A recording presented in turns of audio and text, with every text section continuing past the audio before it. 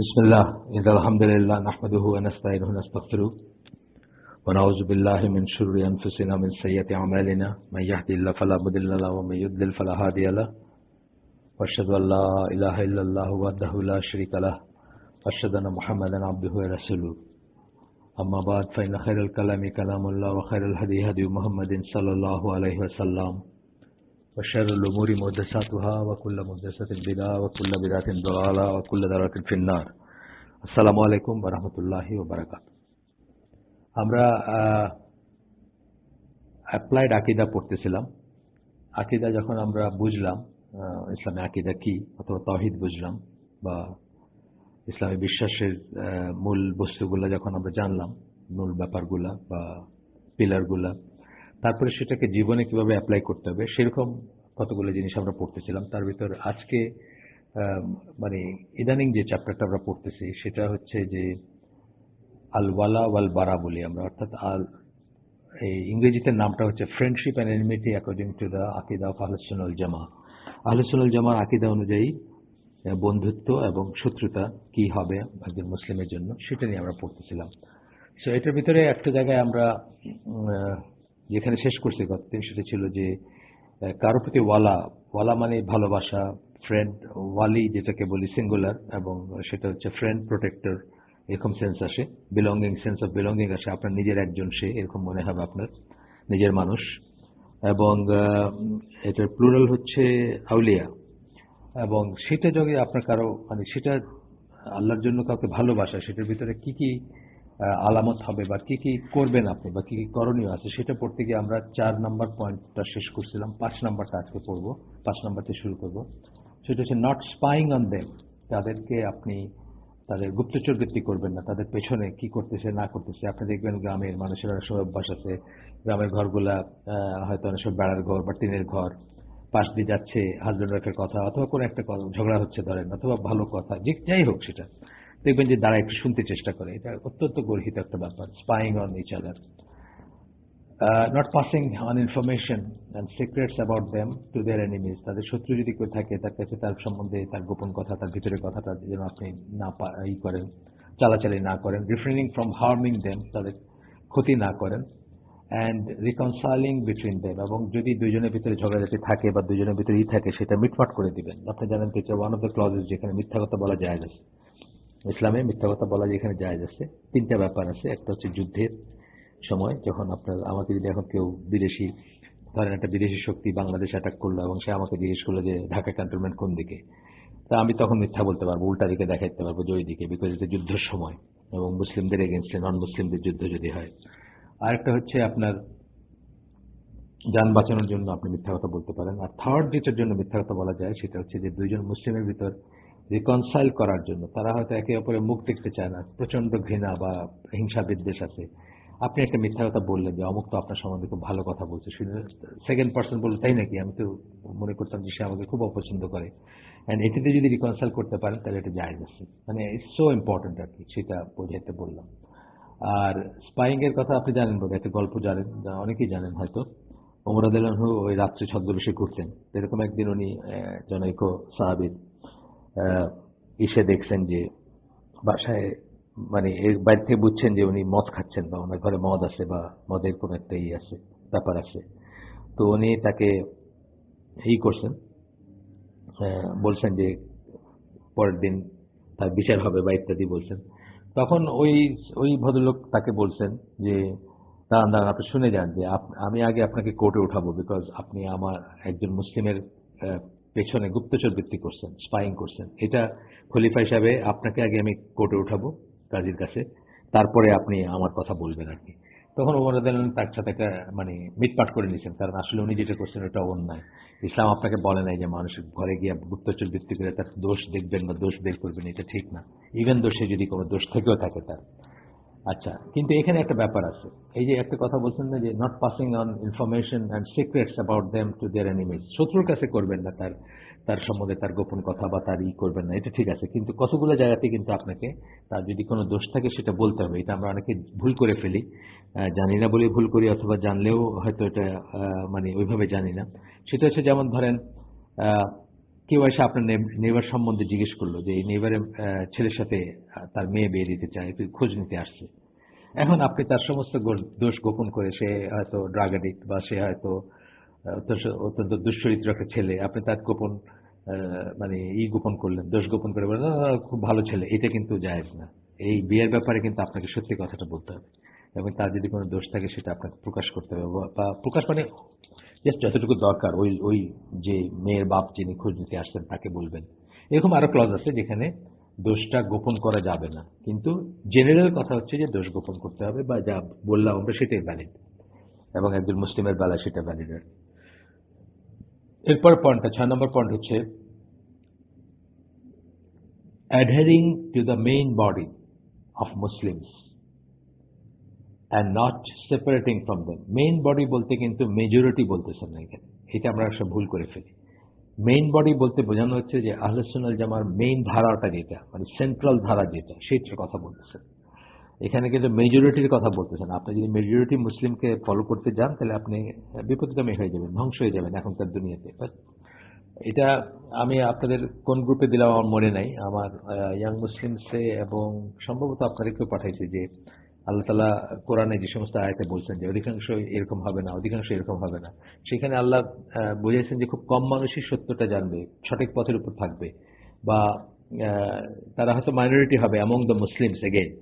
সুতরাং এখানে main body বলতে আমরা মেজরিটি বোঝাচ্ছি না, বাট আহলে সুন্নাহ জামার মূল ধারাটা বোঝাচ্ছি আমরা, of Muslims and not separating from them, তাদের থেকে আলাদা করবেন না নিজেকে, cooperating with them in righteousness, তারা যখন ভালো কিছু করবে, অ্যান্ড পাইটি, পরহেজগারি এবং সৎ কাজে তাদের সাথে সহযোগিতা করবেন তাদেরকে, and enjoying what is good and forbidding what is evil, এবং সৎ কাজে আদেশ করবেন তাদেরকে বা তাদের সাথে থাকবেন, এবং অসৎ কাজে নিষেধ করবেন তাদেরকে।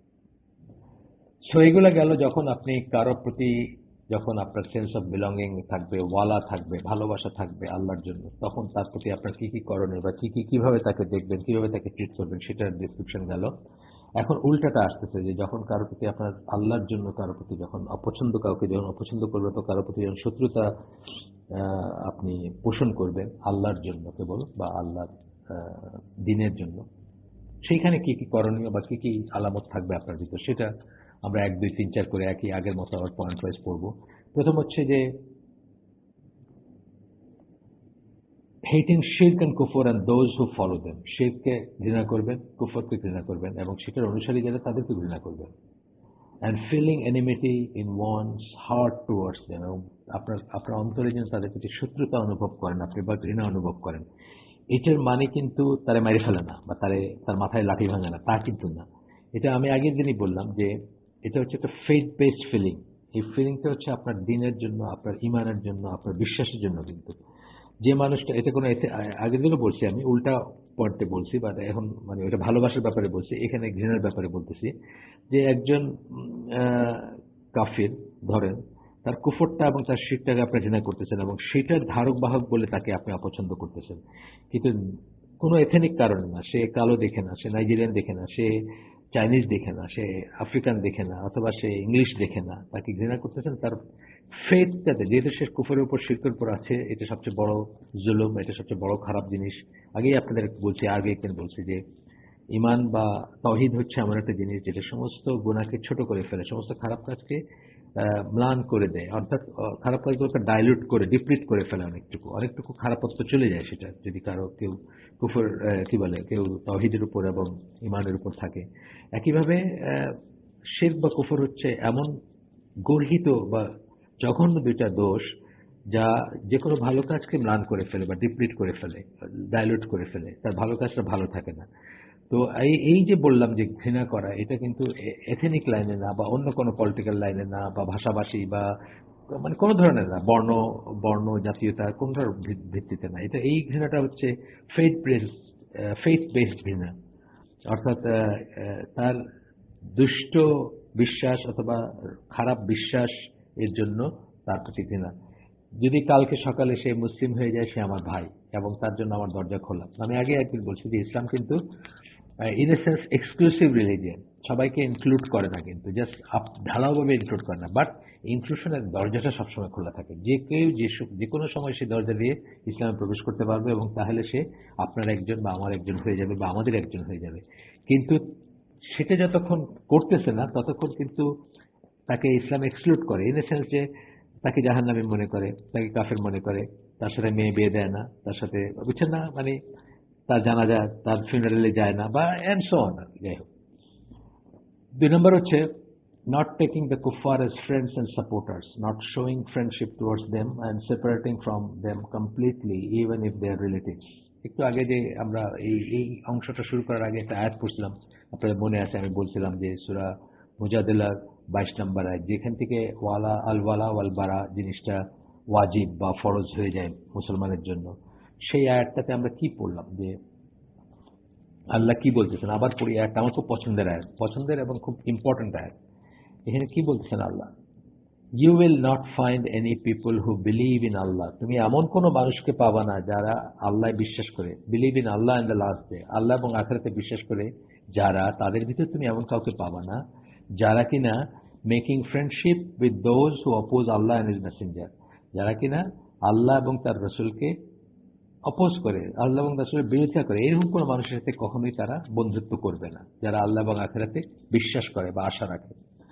আচ্ছা, তারপরে কি বলতেছেন, even though they were their fathers or their sons or their brothers and or their kindred, যদিও বা তারা তাদের বাবা হইতো বা তাদের ছেলে হইতো বা তাদের ভাই হইতো অথবা তাদের নিকটাত্মীয় হইতো, তথাপি তারা তাদের সাথে কোনো বন্ধুত্ব করবে না। এইটাই আসতেছে এই সেকেন্ড পয়েন্টটাতে। আমরা শত্রুতা পোষণ করার বা ঘৃণা পোষণ করার ব্যাপারে 2 নম্বর পয়েন্টে আসছি, সেখানে বলতেছে নট টেকিং দ্য কুফার অ্যাজ ফ্রেন্ডস অ্যান্ড সাপোর্টার্স, তাদেরকে আপনি ওয়ালি হিসাবে গ্রহণ করবেন না, আউলিয়া হিসাবে গ্রহণ করবেন না। Not showing friendship towards them, তাদের প্রতি বন্ধুত্ব দেখাবেন না। সেন্স অফ বিলঙ্গিং থাকবে না, তারা আপনার নিজের একজন এরকম আপনি মনে করবেন না কখনো। And separating from them completely even if they are relatives, এবং তাদের সাথে কমপ্লিটলি আপনি নিজেকে বিচ্যুত রাখবেন যদি বা তারা আপনার আত্মীয় হয়। এখানে একটা ছোট্ট কথা আছে, এটা বলছেন যে এন এ জেনারেল সেন্স বিচ্যুত রাখবেন, বাট আপনি যদি আশা করেন যে তারা কখনো, বাবা মার প্রতি তো একটা আলাদা ক্লজ, সেটা অন্য একদম জিনিস। বাবা মা কাফির হইলে তাদের কিছু বেশ কিছু হক আছে যেটা আপনাকে করতে হবে, আদায় করতে হবে।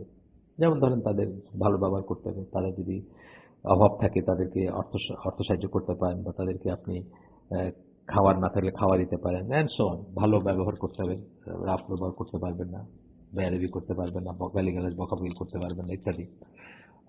এই দুনিয়ার যে সমস্ত ব্যাপারগুলো, সেগুলোতে তাদের সাথে আপনি ভালো আচরণ করবেন বাবা মার প্রতি। কিন্তু বাবা মা যদি নাও হন, তারা ধরেন আত্মীয়, আপনার আপনার চাচাতো বোনের মেয়ে, কথার কথা, বা চাচাতো বোনের ছেলে, সেটা আত্মীয় আপনার, একটা উইক লিঙ্ক আপনি রাখতে পারেন যদি আপনি আশা করেন যে তাদের একটা, আপনাকে দেখে বা আপনার সাথে আপনার আচরণে বা আপনি যদি দাওয়াতি কাজ করেন তাহলে সে ফিরে আসতে পারে ইসলামে, বা সে ফিরে আসবে বা সে ইসলামে আসবে, এটা যদি মনে থাকে তাহলে আপনি ভালো সম্পর্ক বলতে কি, আমরা দেখবো পরে, আমরা শিখবো যে যারা আমাদেরকে বিতাড়িত করে নাই এবং আমাদের এগেন্সে যুদ্ধ ঘোষণা করে নাই, এরকম কোনো কাফেরের সাথে ভালো ব্যবহার করতে আল্লাহ আপনাকে নিষেধ করেন না। কিন্তু সেন্স অফ বিলঙ্গিং, ভালোবাসা বা তাকে ওয়ালি মনে করা যাবে না, সেটা আলাদা একটা ব্যাপার। তবে একটা উইক লিঙ্ক রাখবেন, তাদের সাথে আপনি কমপ্লিটলি করবেন, মানে অর্থাৎ আলাদা থাকবেন, বা তাদের সাথে ডেইলি লাইফে মিক্সিং লিঙ্ক থাকবে না আপনার, বাট একটা উইক লিঙ্ক আপনি রাখবেন ভালো ব্যবহারের মাধ্যমে, যেন তাদের জন্য একটা পসিবিলিটি থাকে যে আল্লাহ যদি চান তারা যেন ফিরে আসে, এরকম একটা ব্যাপার থাকবে। আচ্ছা, 3 নম্বর, shunning the kafir countries and not traveling to them except for necessary purposes, so long as one is able to practice Islam openly there. একদম জরুরত যেটাকে বলে, জরুরত বা দরুরত বলে যেটাকে, সেটা ছাড়া, মানে একদম অত্যাবশ্যকীয় ব্যাপার ছাড়া কাফেরদের দেশে বেড়াইতে যাবেন না, এবং সেগুলোকে অ্যাভয়েড করে চলবেন। শানিং দ্য কাফির countries and not travelling to them except বললেন। তারপরেও বলতেছেন এই এক্সেপশনটা কখন করতে পারবেন, so long as one is able to practice Islam openly there, খোলাখুলিভাবে যদি ইসলাম প্র্যাকটিস করতে পারেন তাহলে জরুরত যেটাকে আমরা বাংলায় জরুরত বলি বা উর্দুতে বলি, আরবিতেও আছে শব্দটা দারুরা বলে, যাই হোক, সেটার জন্য আপনি ট্রাভেল করতে পারেন। সেইগুলা কি কি সেটা এইখানে না আসলেও আমি একটু বলে দিই আপনাদের। ইউজুয়ালি ৫টা ক্লজ বলেন যে ৫টা ক্লজে আপনার কাফের কান্ট্রিতে ট্রাভেল করা বা থাকাটা জায়েজ হতে পারে। প্রথমটা হচ্ছে যে আপনি প্রাণ বাঁচানোর জন্য ধরেন আপনি ডিসিডেন্ট কোনো একটা দেশে, সৌদি আরব হোক, বাংলাদেশ হোক, আপনি পলিটিক্যালি এমন একটা অবস্থান আপনার যে জন্য যারা ক্ষমতায় আছে তারা আপনাকে মেরে ফেলবে এবং কোনো মুসলিম দেশ আপনাকে জায়গা দিচ্ছে না বা আপনি পাচ্ছেন না কোনো মুসলিম দেশে জায়গা, তখন আপনি হয়তো একটা পলিটিক্যাল অ্যাসাইলাম বা যান বাঁচানোর জন্য যেতে পারেন, ১ নাম্বার। ২ নাম্বার হচ্ছে এমন কোনো একটা ট্রিটমেন্টের জন্য যেতে পারেন যে ট্রিটমেন্টটা কোনো মুসলিম দেশে হয় না, কেবলমাত্র একটা কাফের দেশে হয়, সেই দেশে যেতে পারেন। ৩ নাম্বার হচ্ছে এমন কোনো জ্ঞান অর্জনের জন্য আপনি যেতে পারেন যে জ্ঞান অর্জনটা কোনো মুসলিম দেশে করতে পারেন না আপনি, এবং কেবলমাত্র ওই কাফের দেশে গেলেই করতে পারবেন। ফর এক্সাম্পল, আপনি ক্যান্সার চিকিৎসক, একটা বিশেষ নতুন টেকনোলজি বা নতুন একটা আসছে, চিকিৎসা আসছে যেটা অন্য কেউ জানে না বা অন্য কোথাও নাই, ওইখানে গেলেই করতে পারবেন। ৩টা গেল। ৪ নাম্বার হচ্ছে আপনার ব্যবসায়িক কাজে যেতে পারেন। ফর এক্সাম্পল, বাংলাদেশে অনেকে গার্মেন্টসের ব্যবসা করে, তারা একটা ডিল সাইন করতে বা একটা মেশিন ইম্পোর্ট করতে তারা হয়তো কোনো কাফের দেশ যায়, সেটি যাইতে পারেন, টেম্পোরারি যাওয়া যায় আছে। আর ৫ নাম্বার হচ্ছে দাওয়াতি কাজের জন্য যেতে পারেন। এইগুলোকেই মানে নেসেসিটি মনে করা হয় বা নেসেসারি পারপাস মনে করা হয়। আচ্ছা, আমরা আমরা প্রসিড করি। ৪ নাম্বার পয়েন্ট হচ্ছে যে আপনি অবিশ্বাসীদের প্রতি কিরকম অ্যাটিটিউড থাকবে আপনার, সেটা বলতে গিয়ে ৪ নাম্বার পয়েন্টে বলতেছেন, not imitating them with regard to matters that are their unique characteristics. তাদেরকে আপনি অনুকরণ করবেন না যেগুলা তাদের নিজস্ব বৈশিষ্ট্য। যেমন ধরেন, উদাহরণ দিই আমি আপনাকে একটা, আপনাদেরকে সবাইকে মানে জাস্ট বোঝানোর জন্য, যে ১৮০০ শতাব্দী যেটা বলি, ১৮০০ সামথিং, যেটা যে সালগুলো আমরা করতাম, অর্থাৎ যেটাকে ঊনবিংশ শতাব্দী বলবো আমি, ১৮০০ সালের যেটা, ১৮০০ প্লাস যেটা। তো ওই সময়টাতে ওইটার শেষ অংশের আগে পর্যন্ত মুসলিমরা আহ, এই শার্ট প্যান্ট পরাকে কাফের ড্রেস মনে করতো, শার্ট প্যান্টকে, এবং সেটাকে হারাম জ্ঞান করতো, এবং সেটাই ঠিক ছিল। কিন্তু তারপরে জনৈক ইজিপশিয়ান আলেম, কোট আনকোট, উনি এটাকে একটু ল্যাক্স করে দেন এবং আস্তে আস্তে মানুষ শার্ট প্যান্ট কোট স্যুট পরতে শুরু করলো। এখন কিন্তু আর এই লাইনে আপনি একজন মানুষকে রাস্তায়, ধরেন বাংলাদেশের রাস্তায় একজন মানুষ প্যান্ট শার্ট পরে আছে, তাকে অবিশ্বাসী মনে করার কোনো কারণ নেই। সুতরাং এই শরিয়া বিধানটা একই আছে যে কাফেরের অনুকরণ করা যাবে না, কিন্তু ফিকটা চেঞ্জ হয়ে গেছে, যেহেতু এখন এটা কাফেরের অনুকরণের ভিতর পড়ে না, এখন সবাই পড়তেছে এই হিসাবে। যাই হোক, এটা একটু গভীর আলোচনার ব্যাপার। তো এই এই এই একই ব্যাপার কিন্তু এখন যদি আপনি ধরেন বাংলাদেশের গ্রামের একটা বাজারে যদি যান, এবং ইউজুয়ালি দেখবেন যে খই বিক্রি করে, ধুতি পরা একজন লোক, গলায় পইতে আছে, সে খই বিক্রি করতেছে। আপনি কিন্তু একেবারে 99.99% মুসলিমই তাকে হিন্দু মনে করবে। এই যে ব্যাপারটা, সেই যে ড্রেসটা পরে আছে, এই ড্রেসটা পরা আপনার জন্য জায়েজ না। কারণ এই ম্যাটারটা বা ধুতি পরাটা এখন পার্টিকুলারলি হিন্দুদের বেলায় প্রযোজ্য, বা তাকে দেখলেই হিন্দু মনে হয়, সেই জন্য এটা আপনি করতে পারবেন না। আচ্ছা, বলতেছেন যে এখন যে, আবার পড়ি আমি লাইনটা, নট ইমিটেটিং দেম, মানে কাফেরদেরকে অনুকরণ করবেন না with regard to matters that are unique characteristics, যেগুলো তাদের নিজস্ব বৈশিষ্ট্য, whether religious or worldly matters, এটা ধর্মীয় হতে পারে, দুনিয়াবি হতে পারে। যেমন ধরেন কাপড় চোপড় তো হচ্ছে দুনিয়াবি ব্যাপার আসলে, পৈতাটা হয়তো রিলিজিয়াস, কিন্তু কাপড় চোপড় তো অতটা মানে রিলিজিয়াস ব্যাপার না, দুনিয়াবি ব্যাপার। আবার স্মৃতিতে সিঁদুর দেওয়া, ধরেন সেটা রিলিজিয়াস ব্যাপার তাদের। হ্যাঁ, তাই এটা আর কি, মানে দুনিয়াবি হোক বা এই হোক। Religious matters include the symbols of their religion, the worldly matters, symbols, ধর একটা সোয়াস্টিকা যেটাকে আমরা বলি, এটা হিন্দুদের সিম্বল, এটা এটা আপনি ব্যবহার করবেন না। ওয়ার্ল্ডলি ম্যাটার্স এর ভিতর আছে যেমন যেভাবে তারা খায়, যেভাবে তারা কাপড় পরে, যেভাবে তারা পান করে, other customs of their that are known among the Muslim, not known among the Muslim, এবং তাদের অন্যান্য এই যেটা মুসলমানরা জানে না বা মুসলমানের কাছে পরিচিত না। এই যে ধরেন ধুতি পরা বললাম, বা এখনকার মুসলমানদের জন্য পার্টিকুলারলি ধুতি পরাটা পরিচিত না, অথবা শাখা সিঁদুরটা অবশ্য রিলিজিয়াস, শাখাও রিলিজিয়াস ওদের। বা ধরেন এক ধরনের করে ওরা কাপড় পরে, পেট বাইর করে শাড়ি পরে, এটা যেমন ধরেন, এটা তো তাদের, এটা আমাদের ট্রেডিশন হইতে পারে না। আচ্ছা, যাই হোক, এইভাবে গেল। তারপর বলছে, because that will lead to a kind of love and friendship in the heart.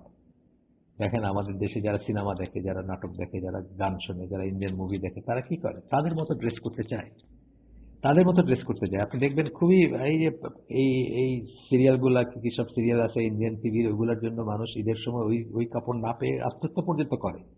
এটা অটোমেটিক্যালি আসে আপনার ভিতরে, তার জন্য একটা ভালোবাসা জাগবে আস্তে আস্তে, এবং তারপরে আপনি তার মতো হইতে যাবেন, তার মতো হইতে যাবেন। স্বাধীনতার পরে আমি আমাদের নেইবার, তখন আমরা যেখানে থাকতাম, আমাদের নেইবার এক মহিলা, তাকে আমরা খালাম্মা ডাকতাম।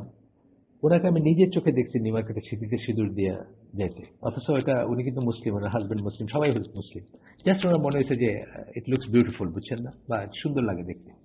তো এইভাবে আস্তে আস্তে যেটা তাদের প্রতি ভালোবাসা এবং তাদের প্রতি জাগবে আপনার ভিতর, এবং আহ, আপনি কেউ কাউকে ইমিটেট করা হচ্ছে সবচেয়ে সবচেয়ে কি বলবো, মানে সবচেয়ে মানে গভীর ধরনের ফ্ল্যাটারি। কেউ কাউকে তখনই ইমিটেট করে যখন সে তাকে শ্রদ্ধা করে, ভক্তি করে, ভালোবাসে, তখন তাকে অনুকরণ করতে চায়। সুতরাং আমাদের দেশে যে এই যে ফ্যাশন ইন্ডাস্ট্রিতে, বা আমরা যেভাবে শাড়ি বা যেগুলো পরি বা যেভাবে করি, মানে হিন্দুদের মতো করে যেগুলা করি আর কি, শাড়ি পরা ইটসেলফ হারাম না, কেউ বলেন না হারাম, কিন্তু যখন তাদের ফ্যাশনে, তাদের মতো করে, তাদের আইডিয়াগুলো নিয়ে বা তাদের পারপাসগুলো নিয়ে, মানে রিভিলিং এইগুলা নিয়ে যখন আমরা করব, ডেফিনেটলি সেটা ইমিটেশন অফ কুফফার হবে, এবং সেটা আপনাকে তাদের প্রতি একটা ভালোবাসা ফুটে উঠবে সেখানে। এবং রাইটলি সো, আমাদের দেশের মানুষ তো মানে তাদেরই অনুকরণ করে অনেক কিছুতেই। আচ্ছা, 5 নম্বর হচ্ছে নট সাপোর্টিং দ্য কুফফার, নট প্রেজিং দেম। তাদেরকে সাপোর্ট করবেন না, সমর্থন করবেন, তাদেরকে প্রেজ করবেন না। আমাদের দেশে বহু মানুষ আছে আমেরিকায়, কানাডায়, ইংল্যান্ডে ঘুরে এসে বলে, আরে ভাই, দুনিয়াতে ইসলাম থাকলে তো ওইখানে আছে, কেউ মিথ্যা কথা বলে না, লাইনে দাঁড়ায় না, লাইনে দাঁড়াইলে কেউ মানে কেউ জাম্প করে না, বা আপনার আগে গিয়ে দাঁড়ায় না, মানে ডিসিপ্লিন ডিসিপ্লিন, সততা বা সো কল্ড একটা, মানে কিন্তু আমরা এটা ভুলে যাই যে দুনিয়া, আমি আগে যেরকম বললাম যে পৃথিবীর সবচেয়ে বড় খারাপ জিনিস হচ্ছে কুফর এবং শিরক। ওইটা দিয়ে আর কি সততা আছে সেটা আসে না। আর সততার কথাও যদি যান, তারপরে ধরেন ইংল্যান্ডের ঐশ্বর্য কি, সারা দুনিয়া থেকে লুট করে, খুন করে, চাবুক মেরে সমস্ত সম্পদগুলো নিয়ে ইংল্যান্ড আজকে হোয়াট ইংল্যান্ডে ইজ আর কি। অথবা অন্যরাও তাই।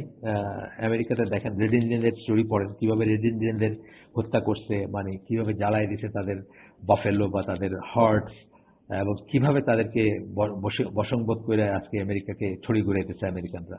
তো সুতরাং এগুলো অ্যাপ্রিসিয়েট করার আগে আমরা দুইবার চিন্তা করবো যে আমরা আসলে কি করতেছি। আমরা কিন্তু প্রকারান্তরে বলতেছি যে রাসূলের সুন্নাহ চেয়ে কিন্তু তাদের সুন্নাহটাই বেটার, এটাই বলা। তাদেরকে যখন আমরা অ্যাপ্রিসিয়েট করি, এটার মানে এটাই দাঁড়ায়। আর আরেকটা জিনিস আমি আপনাদেরকে, কেউ কেউ হয়তো শুনে থাকবেন, আমি বলছি, আমি যখন ইংল্যান্ডে পড়াশোনা করতাম সাউথ শিলসে, তখন একদিন, ছোট্ট শহর এটা, কিং স্ট্রিট বলে একটা স্ট্রিট আছে, তখন কার্ড ফোন ছিল না, মোবাইল ফোন ছিল না, স্লটিন টাইপের ছিল, ওই যে আপনার কয়েন ঢুকাইতে হয়তো, 1 পাউন্ডের কয়েন সোনালী রঙের, ওটা ঢুকাইলে কথা বলা যেত, বাসায় কথা বলতাম। তা আমি গিয়ে দেখি যে কিং স্ট্রিট বলে এটা, সেন্ট্রাল এই যেটা, ওখানে দুইটা ফোন বুথ আছে এক সাইডে, যেগুলি থেকে আমি সাধারণত কথা বলতাম। আমার বাসা থেকে বাজারের দিকে গেলে এটা সামনে পড়তো। তো আমি দেখি যে দুইটা বুথের ভিতর একটাতে লাইন ধরা, সাদা চামড়া কালো চামড়া আমাদের মতো সব দাঁড়ায় আছে, আর একটা খালি। তা আমার আসলে অত লাইন ধরে ফোন, মানে কথা বলবো, এটা ঠিক পোষাইতেছিল না, যে মানে অনেকক্ষণ সময় লাগবে। আমি তখন পাশের দাঁড়ানো এক লোককে জিজ্ঞেস করলাম, এটা কি নষ্ট নাকি? বলে যে না, এটা ভালো, এটা ভালো। আমি বললাম, তাহলে ওখানে এত লোক আর এটা খালি? তখন সে হেসে দিচ্ছে, হেসে বলতেছে যে ওইটাতে, যেটি লম্বা লাইন, সেটাতে কথা বলার পরে যখন আপনি রিসিভারটা ক্রেডেলে রাখেন, তখন যে পয়সাটা ঢুকাইছেন সেটা বাইরে হয়ে চলে আসে। সো এখানে এত বড় লাইন, এবং সব ব্রিটিশ কিন্তু। কারণ তাদের কাছে কি, সে তো আইন ভঙ্গ করে না, সে ভ্যান্ডালিজম করে নাই, সে ভাঙে নাই ফোন বক্স, সে বাড়ি মারে নাই, কিছুই করে নাই, পয়সাটা অটোমেটিক বাইরে আসে, তা আমার কি দোষ? এটা হচ্ছে তার কথা। তার মানে long arm of the law যেটাকে বলি, সেটা যেখানে পৌঁছায় সেখানে তাদের ডিসিপ্লিন কিন্তু। তার বাইরে তারা কি করছে বা করে, আপনারা যদি জানেন অবাক হয়ে যাবেন। সারা দুনিয়াতে সমস্ত খারাপ কাজগুলো তো তারাই করে বেড়াইছে। আপনার ফিলিপিন্স এবং থাইল্যান্ড, দুইটা দেশকে মানে হোর হাউস বানায় গেছে তারাই, সাদা চামড়ারা। তো এটা হচ্ছে কথা যে মানে আমরা অনেক সময় এগুলো দেখি না। আমরা আমাদের আমাদের আত্মীয়স্বজন ভিতরে আছে, আমি যেহেতু সিলেটি, আমাদের আত্মীয়স্বজন আছে, সিলেটি আত্মীয়স্বজন ইংল্যান্ডের কথা যখন বলে, তখন মানে গদগদ হয়ে চোখ দিয়ে পানি চলে আসে বলতে গেলে, মানে এত এত সুন্দর দেশ, এবং দুনিয়াতে থাকলে আহ, ঠিক মতো মানে কি বলে, মানে অনেস্টির দেশ একটাই আছে। But I have known England খুব অন্য অন্য ভাবে আমি এটাকে চিনছি, জানছি, বুঝছি। এবং আমি যেটা বুঝছি যে মানে মানে জানোয়ার হইতে আর কিছু বাকি নেই তাদের আর কি। আমি আমি যেভাবে তাদেরকে চিনছি আর কি, মানে তারা লিটারালি এখন জানোয়ারের পর্যায়ে আছে। বাট আপনি দুনিয়াতে কতগুলো আছে আপনার, দুনিয়াতে কতগুলো আন্ডারস্ট্যান্ডিং আছে যেগুলো সবার জন্য কনভিনিয়েন্ট হয়, সেগুলো তারা মেনে চলে। যে সবার জন্য সুবিধা এটা মাইনে চলে, লাইনে দাঁড়ালে সবার জন্য সুবিধা, এটা আমাদের দেশে আস্তে আস্তে বুঝতে শুরু করছে এখন। আগে আমাদের দেশে দেখতেন যে বাসের লাইনে দাঁড়ালে কার আগে কে গিয়ে উঠে দরজা ভেঙে ফেলতেছে, এখন দেখবে যে লাইন লম্বা লাইন ধরে দাঁড়ায় থাকে। তো এটা কনভিনিয়েন্সের জন্য করে মানুষ, কিন্তু don't take it as honesty, এটাকে অনেস্টি মনে করি না, এটা একটা অভ্যাস, কনভিনিয়েন্সের জন্য একটা অভ্যাস। আমি সিঙ্গাপুরের কথা বলি সবসময়, যে সিঙ্গাপুর একটা দেশ ছিল যেখানে 1960-এর দশকে, মানে শুরুর দিকে, 60-এর দশকের শুরুর দিকে আপনি কোয়ার্টার বলে আর কি, ওদের চাইরানা যেটা আমরা বলি শিখি, সেটা নিয়ে বাইরে হয়ে গেলে প্রাণ নিয়ে ফিরে আসতে পারবেন কিনা এটা সিউরিটি ছিল না, এত ভ্যান্ডালিজম ছিল, বা কি বলে ওই যে ছিল আপনার ওই যে হাইজেক করতো, বা আপনার রাস্তা মাগিং যেটাকে বলি আমরা সোজা ভাষায়, মাগিং, মাগার্স যেটাকে বলি, এরকম দুর্বৃত্তরা ছিল এখানে। আজকে আপনি সিঙ্গাপুরে যাবেন রাতে 3টার সময়, আপনার 5 বছরের মেয়েকে আপনি রাস্তায় একটা ফার্মেসিতে পাঠাতে পারবেন যে যা ওষুধটা নিয়ে আসো, কেউ তাকে ডিস্টার্ব করবে না। কেন? তারা একটা জিনিস বোঝাইতে পারছে তাদের সিটিজেনকে যে এইসব নিয়মগুলো মানলেই লাভ, এবং তাদের উপরে পুলিশ স্টেট যেটাকে বলে চাবুক আছে। কিন্তু ওই যে ইংল্যান্ডের কথা যেটা বললাম আমি, ইংল্যান্ডের সাউথ শিলসের কথা বললাম, যে ওই ফোনের রিসিভার রাখলে পয়সা বাইরে আসে এবং সবাই সেই পয়সা বাইরের জন্য লম্বা করে লাইন দিছে, ওইখানে যদি প্রকৃত একটা মুসলমান থাকতো, ধরেন 7th সেঞ্চুরি আরবিয়ার একজন সাহাবী থাকতেন, তাহলে উনি কি করতেন? উনি আরো একটা কোয়ার্টার খরচ করে, বা আরেকটা এই পেনি বা যাই হোক, মানে ওই যা আছে ওদের একটা 10 পয়সার একটা ঢুকাই দিয়ে, বা 5 পয়সার একটা ঢুকাই দিয়ে, এখন যতই হোক এটা চার্জ আর কি, উনি হয়তো ফোন কোম্পানিতে ফোন করে বলছেন যে ভাই, তোমার ফোনটা তো নষ্ট, তুমি একটু আহ, দেখে যাও, খোঁজ করো যে মানে এটা ঠিক করে দিও, কারণ পয়সাগুলো এখানে পড়ে আসে। এটা করতে একজন মুসলিম, মানে আইডিয়ালি যদি একজন মুসলিম হইতো, তাকে কেউ না দেখলেও সে জানতো যে আল্লাহ তাকে দেখতেছেন, আল্লাহ সাক্ষী হয়ে থাকলেন যে সে একটা কথা বললো, অথচ পয়সা না দিয়ে সে পয়সাটা বাইরে হয়ে গেল, সে নিয়ে গেল। এখানে ডিফারেন্স আছে একটা, বুঝবো আমরা। আমরা যখন কানাডাকে অ্যাপ্রিসিয়েট করি, ইংল্যান্ডকে অ্যাপ্রিসিয়েট করি, অস্ট্রেলিয়াকে অ্যাপ্রিসিয়েট করি, আমরা কিন্তু আসলে কনভিনিয়েন্সের দিকটা দেখে কনভিনিয়েন্সটাকে অনেস্টি বলে মনে করি। ব্যাপারটা কিন্তু তা না আসলে। আচ্ছা, আর সবচেয়ে বড় ডিসঅনেস্টি হচ্ছে, সবচেয়ে বড়ই হচ্ছে আল্লাহকে অস্বীকার করা। এর চেয়ে বড় কোনো ক্রাইম হয় না, সবচেয়ে বড় ক্রাইম এটা। এটা থেকে আর কোনো গুণ কার আছে, এটাতে কিছু আসে যায় না। আচ্ছা, আসেন আমরা একটু আগাই। তো বলছেন দেখি, নট সাপোর্টিং দ্য কুফার, not praising them, not helping them against Muslims, তাদেরকে প্রেজ করবেন না, তাদেরকে সাপোর্ট করবেন না, মুসলমানদের এগেনস্টে তাদেরকে আহ, তাদেরকে তাদের পক্ষ নেবেন না, not seeking their help except in case of necessity against other কুফার লাইক দেম, এবং তাদের সাহায্য নেবেন না except in case of necessity against other কুফার লাইক দেম, তাদের মতোই অন্য কাফের এগেইনস্টে কোনো নেসেসিটিতে তাদের হেল্প নিতে পারেন। এটা অনেকে বোঝেন না দেখে কিন্তু সৌদি আরবিয়া ইরানের এগেনস্টে যে ইসরায়েলি ইকেল মানে ফোর্সটাকে লিভারেজ হিসেবে ব্যবহার করার চিন্তা করে, বা একটা একটা কনসিডারেশন আছে, এটা নিয়ে মানুষ সৌদি আরবের উপর খুব খাপ্পা। কিন্তু সৌদি আরবের বড় বড় আলেমরা তো শিয়াদেরকে মুসলিম মনে করেন না, এবং তারা শিয়াদের ব্যাপারে খুবই আতঙ্কিত যে শিয়ারা যে কোনো দিন তাদের দেশটা দখল করে নেবে। অলরেডি শিয়াদের ম্যাপ যদি আপনি দেখেন, যে 1990 সালে তাদের ম্যাপ যেটুকু ছিল শুধু ইরান, এখন কিন্তু ইরাক ও শিয়া ম্যাপ যদি দেখেন, এক্সপান্ডিং ম্যাপ, সিরিয়া শিয়া, লেবানন শিয়া, এবং ইরানিয়ান ফোর্সেস এখন সিরিয়াতে আছে, এবং কুয়েত এবং বাহরাইনে তারা মেজরিটি। যে কোনো দিন তারা কিন্তু চাইলেই এখানে পট পরিবর্তন করে ফেলতে পারে। এরপরে সৌদি আরবের ইস্টার্ন প্রভিন্সে প্রচুর শিয়া, যারা মানে আপনার এই যে দামাম বা অয়েল রিচ যে অংশটা সেটাতে, এবং সৌদি আরবের রিয়েলি স্কেয়ার যে কোনো দিন তারা এটা কাট অফ করে হয়তো দখল করে নিতে পারে। সেই জন্য তারা ট্রাম্পের পায়ে গিয়ে পড়ছে। এটা যে শখ করে পড়ছে তা না, বাধ্য অনেকটা। এবং এইখানে যদি তারা চিন্তা করে যে কাটা দিয়ে কাটা তোলার মতো শিয়াদেরকে ওয়ার্ড অফ করতে পারবে ইসরায়েলদের দিয়ে, যদিও দুইটাই শত্রু, বা দুইটাই কোনোটাই আমাদের বিলঙ্গিং, সেন্স অফ বিলঙ্গিং নাই, কেউ আমাদের বন্ধু হইতে পারে না, কিন্তু কাটা দিয়ে কাটা তোলার পলিসি যদি তারা নিতে চায় বা নেয়, সেটা কিন্তু জায়েজ আছে। এটা অনেকেই বোঝেন না, এবং না বোঝার জন্য কিন্তু অনেকে প্রচন্ড রকম ঘৃণা করেন সৌদি আরবকে। যাই হোক, এটা আলাদা একটা ব্যাপার, এটা এটা বোঝার অনেক সময় লাগবে, এটা বুঝতে গেলে অনেক অনেক পড়াশোনা করার ব্যাপার আছে এখানে, কোনটার প্রেফারেন্সে কোনটা কখন প্রেফার করেন, কখন কোনটা প্রেফার করতে হবে, এগুলোর ট্রিক আছে। সেটা অনুযায়ী তারা অনেক কিছু করে থাকেন। সেটা সবসময় যে কারেক্ট আমি বলতেছি না।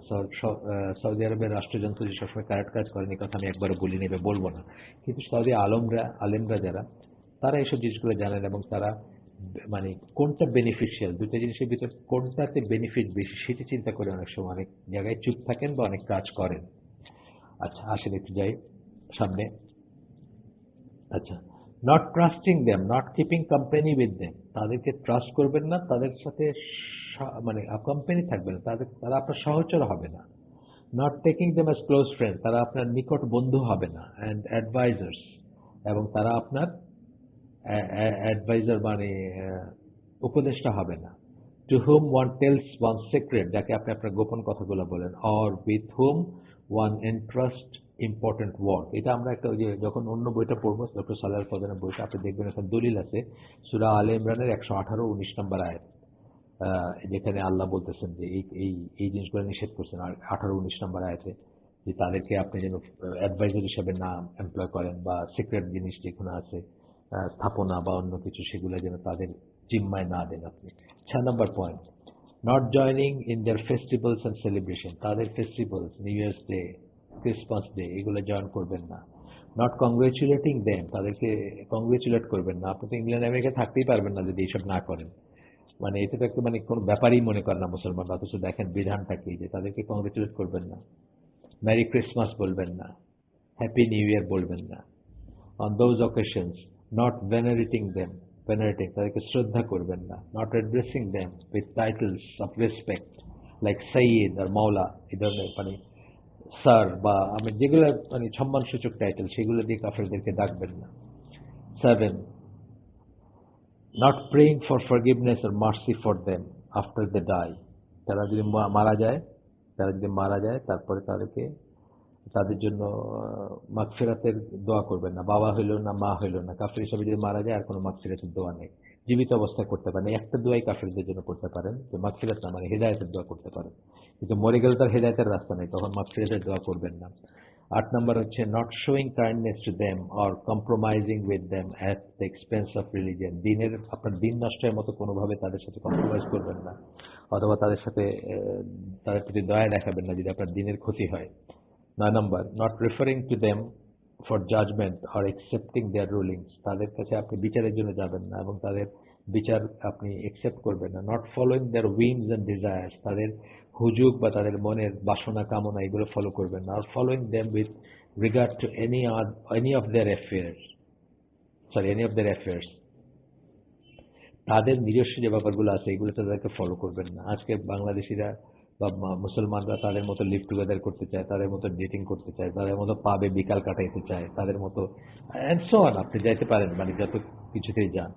Because following them implies forsaking the rule of Allah and his messenger, যে আপনি যদি তাদেরকে এভাবে ফলো করেন তাহলে আল্লাহ এবং রাসূলের যে নিয়ম কানুন নীতি আইন সবকিছুকে আপনি ত্যাগ করার শামিল ব্যাপারটা। 10 নম্বর হচ্ছে not being the first two grit them, আগে বাইরে তাদেরকে গ্রিট করবেন না with the greeting of Islam, আসসালামু আলাইকুম, অর্থাৎ একজন কাফিরকে আসসালামু আলাইকুম বলবেন না। সে যদি বলে তখন আপনি উত্তর দিবেন কিভাবে, এটা আল্লাহ রাসূল শিখাই দিয়েছেন।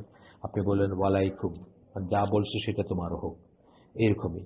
তো আমার এই যে বইটার থেকে আমি প্রাথমিকভাবে পড়তেছিলাম সেই বইটাতে আল ওয়ালা ওয়াল বারা যেটা ছিল সেটা আমরা মোটামুটিভাবে শেষ করলাম, কিন্তু আমি বলছিলাম যে এই সুযোগে আমি ডক্টর সালেহ আল ফজনের বইটার থেকে আপনাদের সাথে শেয়ার করব, সেটা আজকে আর হলো না। ইনশাল্লাহ আমি আল্লাহ আমাকে যদি সৌদি আরবে নেন তাহলে নেক্সট এটা ওখানে করবো আমি রেকর্ডিংটা, তখন ইনশাল্লাহ আপনাদেরকে ওই বই থেকে ওয়ালাল বারা সম্বন্ধে আরো কিছু বলবো যেটা জানা খুব ইম্পর্টেন্ট। এটা যদি ভালো করে পড়া থাকতো তাহলে আমরা ইংল্যান্ড আমেরিকা কানাডায় সেটেল করতাম না প্রাথমিকভাবে। আল্লাহ আমাদেরকে তৌফিক দেন। সুবহানাকা আল্লাহুম্মা বিহামদিকা আশহাদু আল্লা ইলাহা ইল্লা আনতা আস্তাগফিরুকা ওয়া আতুবু ইলাইক। আমরা যে শুনলাম তার ভিতর ভালো কিছু শুনে থাকে সমস্ত প্রশংসা আল্লাহর, আলহামদুলিল্লাহ। এবং আল্লাহ আমাদেরকে তৌফিক দেন আমরা যেন ভালো জিনিসটাকে জীবনে অ্যাকচুয়ালাইজ করতে পারি, বাস্তবায়িত করতে পারি। আর যদি খারাপ কিছু শুনে থাকেন হার্মফুল আপনারা, তাহলে সমস্ত ব্যর্থতা আমার এবং সেটা শয়তানের তরফ থেকে। আসসালামু আলাইকুম ওয়া রাহমাতুল্লাহি ওয়া বারাকাতুহু।